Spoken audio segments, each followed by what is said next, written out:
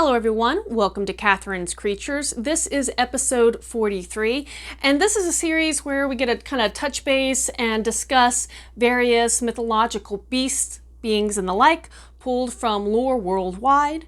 And I always like to preface by saying that I'm not a linguist, so if I mispronounce anything along the way, I apologize in advance. I do try my best, but I know I have to make errors some way.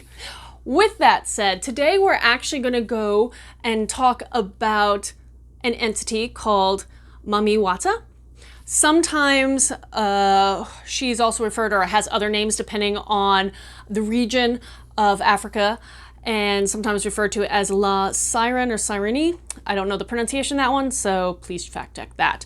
But Mama Wata is what she's best known as, or Mami Wata. And she is a mer-like or mermaid-like entity that is believed in lots of cultures across Africa. You'll find stories about her in West Africa, Central Africa, Southern Africa. She's especially prominent in the southeastern Nigerian people's beliefs. So you'll hear about Mama Wata from them as well. And she's found even in African diaspora and here in the Americas. But so she's fairly recognizable in lore of coming that stems from Africa. And I guess let's get back into kind of what she looks like and what she does. Now, Mami Wata is often depicted as a female, though sometimes she can take the form of a male. She has usually talked about her hair, but her hair, depending again on region and these kind of sub-differences, could be anything from very straight to very curly to being brushed back and more of a stylized kind of hairdo. But she is, like I kind of keep going back and saying, a mer-like entity because more often than not, she has the upper body of a human, or a woman in this case, and a lower body of a fish. Other times she is depicted as upper body of the woman and a lower body of a serpent. So in that sense, I guess a little bit kind of reminiscent to the Naga of India. But again, this hybrid entity associated with the water.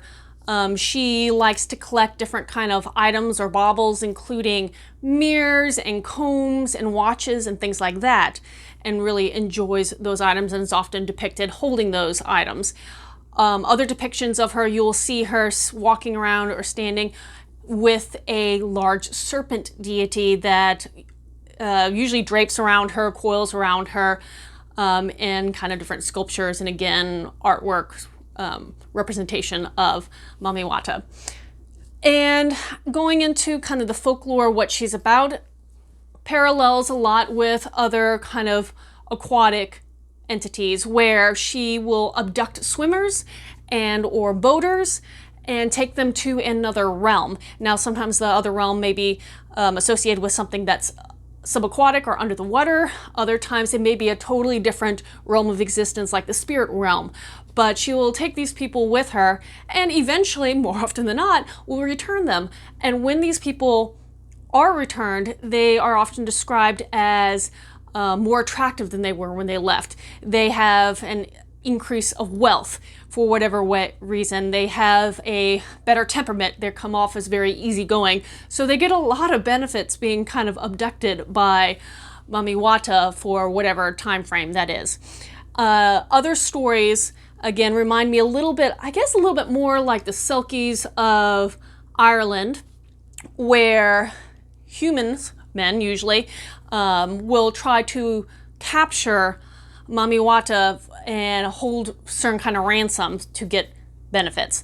And what they'll do is try to surprise her, where she will then jump into the water, abandoning whatever items she has with her. And if you capture her things, be it the mirror, the comb, etc., and she wants them back, she will come back to try to retrieve her items, and thereupon the man will kind of ask for whatever it is he wants, be it the wealth, be it sometimes, again, kind of going into the Selkie lore of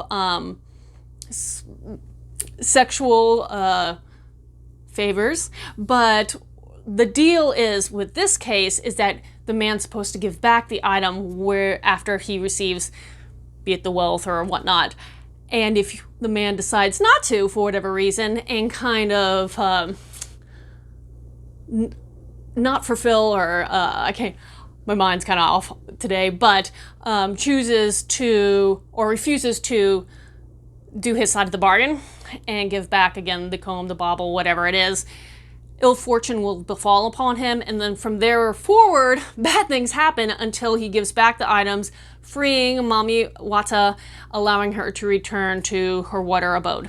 So I just thought this was really kind of cool lore. I wanted to bring a little bit more awareness to her, and if you have any questions about this folklore, this mythos, or anything else, post them in the comments below or message me on social media. And until next time, Skål.